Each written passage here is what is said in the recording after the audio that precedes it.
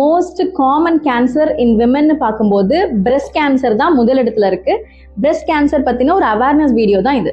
As per report 2022ல globally world வைடாவே 2.3 million of women's breast கேன்சரால பாதிக்கப்பட்டிருக்காங்க.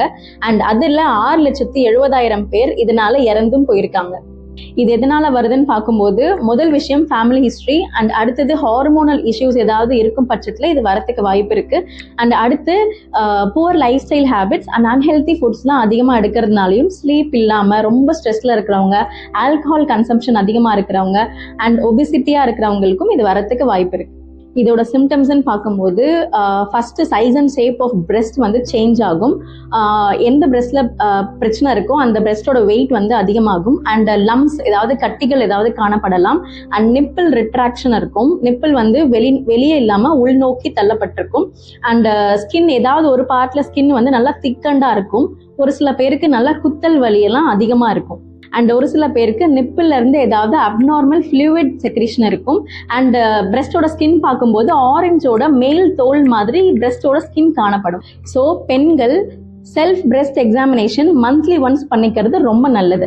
இது எப்படி பண்றதுன்னு பார்க்கும்போது மிரர் முன்னாடி 2 கையும் தூக்கி நின்னுக்கோங்க. எந்த சைட் ஆஃப் பிரெஸ்ட்ல உங்களுக்கு பெயின் இருக்கோ அந்த சைட்ல நீங்க கை வச்சு லைட்டா புஷ் பண்ணீங்கன்னா ஒரு ஹார்ட் மாஸ், ஏதாவது கல் மாதிரி ஒரு மாஸ் காணப்படும். இந்த சிம்டம் இருந்தாலும் சரி, இல்ல நிப்பிள் ரிட்ராக்ஷன் சொல்லுவோம், அதாவது நிப்பிள் வந்து வெளிநோக்கி இல்லாம உள் நோக்கி இருந்தாலும் சரி, இல்ல ஏதாவது அப்நார்மல் ஃப்ளூயிட் டிஸ்சார்ஜ் இருந்தாலும் வீட்டு பக்கத்துல இருக்க லேடி டாக்டர் இல்ல கைனகாலஜிஸ்ட நீங்க போய் கன்சல்ட் பண்ணீங்கன்னா அடுத்து என்ன பண்ணலாம்னு ஒரு ப்ராப்பர் சஜஷன் உங்களுக்கு கொடுப்பாங்க. ப்ரிவென்டிவ் மெஷர்ஸ்ன்னு பார்க்கும்போது முதல் விஷயம் பாடி வெயிட்டை வந்து ஹெல்தியா மெயின்டைன் பண்ணணும்.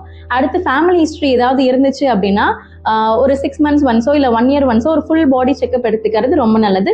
Monthly once self breast examination எடுத்துக்கிறதும் ஏர்லியா இதை டிடெக்ட் பண்றதுக்கு ரொம்ப யூஸ்ஃபுல்லா இருக்கும்.